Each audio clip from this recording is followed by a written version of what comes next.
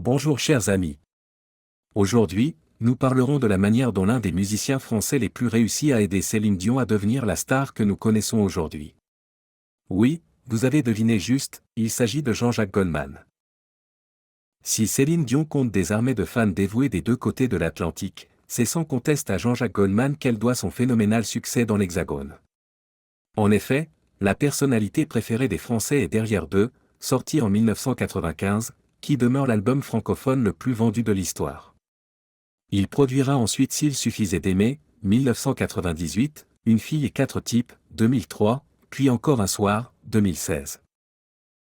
Plus qu'écrire des chansons pour Céline Dion, il lui a également appris à chanter dans la langue de Molière. Ou plutôt à déchanter, comme la diva venue de Québec l'a expliqué. Il m'a appris à laisser la place à la musique et aux paroles, a-t-elle déclaré à Vogue France. On ne peut pas chanter en français avec des mots en anglais, on ne peut pas chanter en anglais avec des mots en français. Il m'a donc montré comment laisser les mots s'appuyer sur la musique pour pouvoir imaginer l'histoire. La langue française demande un peu plus de subtilité dans la voix. Par exemple, quand je porte une jupe courte, je ne vais pas m'asseoir de la même façon que lorsque je porte un gant. Chanter en anglais, ça prend des fioritures, ça prend tout pour impressionner et j'adore ça, a précisé Céline Dion. Chanter en français demande beaucoup parce qu'on a envie de mettre plus de subtilité. La sobriété, c'est difficile.